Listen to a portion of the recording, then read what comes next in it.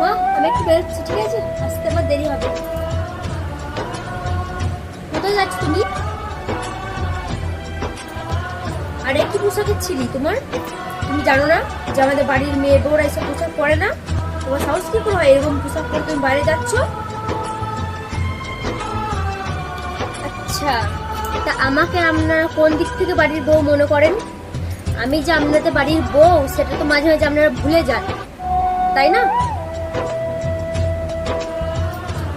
কি এমন কাজে যাচ্ছ তাই তোমার দেরি হবে? আর ঘড়িটা তাকিয়ে দেখেছো কটা বাজে? সন্ধ্যে 7টা বাজছে।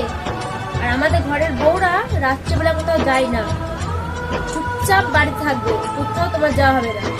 এই আমার ছেলেটা তোমাকে লাই দিয়ে দিয়ে তোমার মাথায় তুলে রেখে দিয়েছে একদম, কোথাও যাওয়া হবে না তোমার। আচ্ছা, আপনারা যদি আমায় বাড়ির বই মনে করেন, কই আমার তো শরীর খারাপ হলে কিছু হলে কই একবার তো জিজ্ঞাসা করেন না যে কি হয়েছে না হয়েছে? আর এখন বইয়ের অধিকার দেখাতে আসছে নাকি?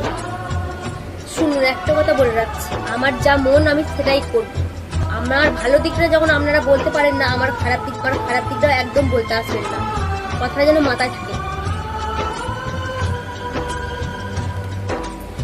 আরে বাদ দিন না, আপনারা সতী সাবিত্রী, আপনারা খুব ভালো মানুষ, আপনাদের মতো মানুষই হয় না। আমি খারাপ, আমার সাথে কথা বলতে হবে না, আমার থেকে দূরে থাকবে, এটাই আপনাদের ভালো। ঠিক আছে, হয়েছে? এবারে আমি আসি।